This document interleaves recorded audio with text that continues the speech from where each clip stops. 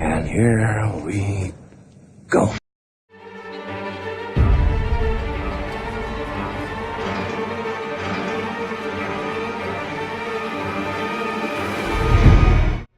What's going on, everybody? My name is Mike Wheeler, and welcome to the Super Wheeler Bros review of the season premiere of Season 7 of The Walking Dead.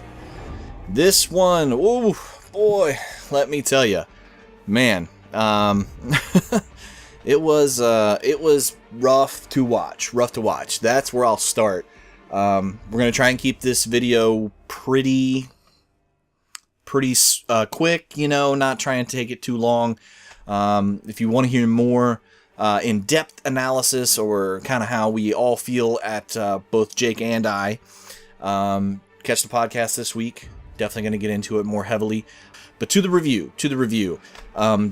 Number one, did I like the episode? Yes, I loved the episode. I actually enjoyed it very much. I feel like Walking Dead does a good job for its premieres, but this is going to be one of those landmark episodes. One of those episodes that when you think Walking Dead, this is going to be one of those ones that you think of when you are kind of elocuting what you think about The Walking Dead. I think the biggest part of why this is a landmark episode is because it is memorable. Jeffrey Dean Morgan as Negan is charming. He's actually really funny, but he's also got a lot of menace in his character as well. It's hard to hate him, but at the same time, boy, do ya.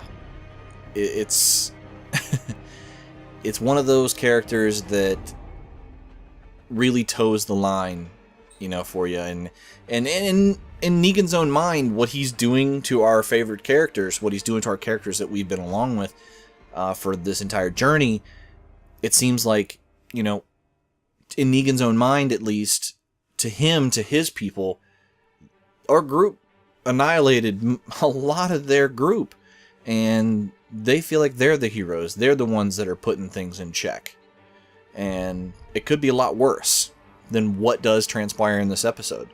You can't talk about this episode without mentioning Negan and Lucille and who he kills.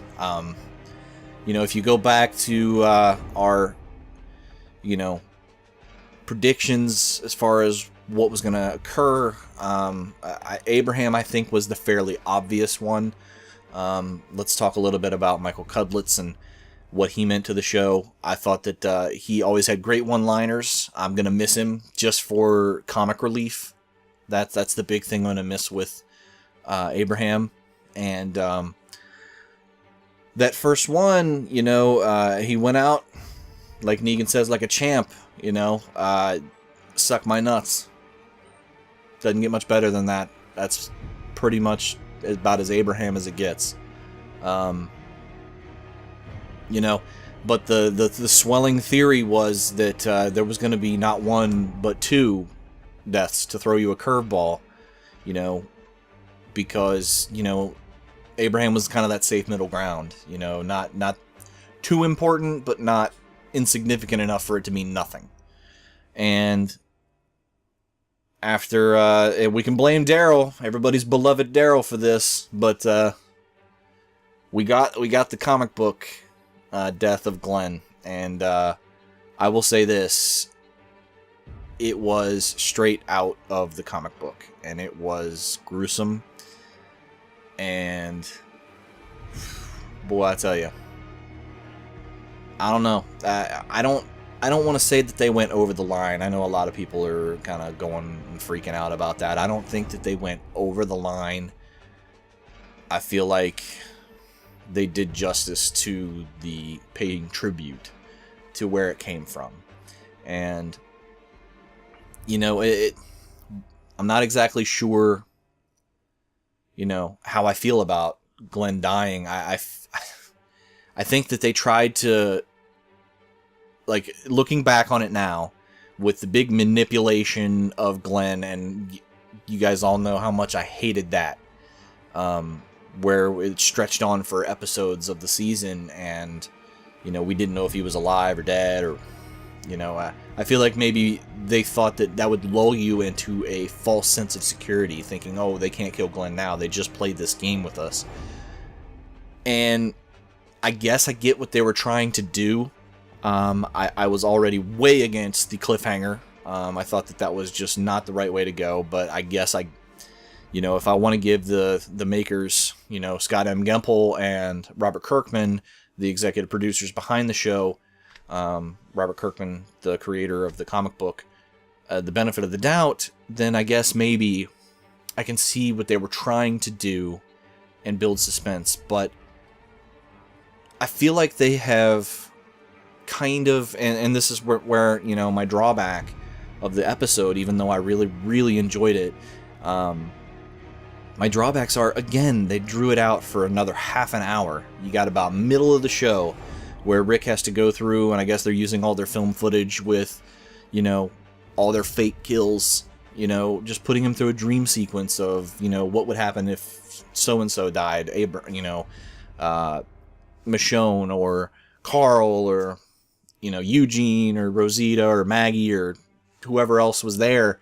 And the show has become more about shock, almost, it seems like, than getting to the story. And it bothers me a little bit. It's what separates, shows like Game of Thrones, where the shock and awe is part of an unfolding story, whereas The Walking Dead's kind of just doing it for shock's sake sometimes. And that's kind of the way it's about manipulating its audience, and I just don't like that. That's the only drawback that I can really see from this episode, because and this was all about Negan and Rick, and Negan and Rick were great in this episode. Andrew Lincoln was awesome, and I feel like Rick did have to get knocked down a peg. I mean, and I'm a huge Rick man, a huge Rick guy. I like the Rick-tatorship. I think it's it's more entertaining when he's on the screen. And the only thing that I can say about that is, man, talk about, they did a great job of breaking that man down. And that was what that story was about. That's why I guess the violence and the gore didn't bother me. I never thought that they were going to cut off Carl's hand. I knew that they weren't going to cut off Rick's hand, as many people were trying to predict. Kirkman has already said that was the biggest mistake he did in the comics, was cutting off Rick's hand. So they're not going to do that. Maybe further down the line, I don't know. And this was a Negan getting Rick to the point where he was a sniveling shell of himself, was exactly what he was trying to do when he was trying to get him to cut Carl's arm off.